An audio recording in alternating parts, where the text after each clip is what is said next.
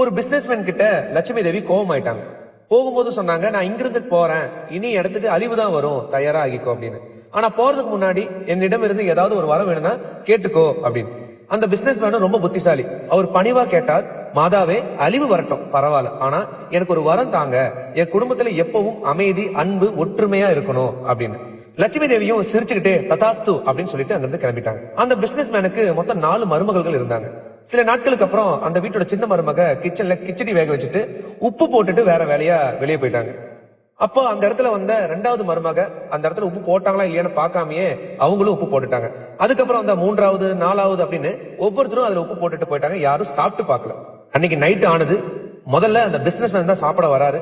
ஒரு ஸ்பூன் கிச்சடி சாப்பிட்ட உடனே கண்டுபிடிச்சிட்டாரு இதுல உப்பு அதிகமா இருக்கு அப்படின்னு. அவரும் உடனே புரிஞ்சுக்கிட்டாரு அழிவு வந்துருச்சு போல அப்படின்னு. ஆனா யாரிடமும் ஒரு வார்த்தை கூட சொல்லாம அமைதியா அந்த உப்பு அதிகமா உள்ள கிச்சடியை சாப்பிட்டுட்டு கிளம்பிட்டார். அதுக்கப்புறம் அந்த வீட்டோட பெரிய பையன் வரான். அவனும் சாப்பிட்டு பாக்குறான், உப்பு அதிகமா இருக்குது. அதுக்கு முன்னாடி அவங்க அப்பா சாப்பிட்டாரான்னு கேக்குறாரு.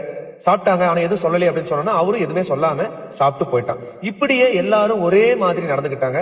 யாரும் யாரு மேல கோபமும் போடல, சண்டையும் போடல, சத்தமும் போடல. அன்னைக்கு நைட்டு ஆகுது. பிசினஸ் மேனும் தூங்க போயிட்டாரு. அவரோட கனவுல அந்த அழிவு வந்துச்சு. கை கூப்பி சொன்னது, சார் நான் இங்கிருந்து போகணும், இந்த வீட்டுல நான் இருக்க முடியாது அப்படின்னு அந்த அழிவு கை கூட்டி கேக்குது.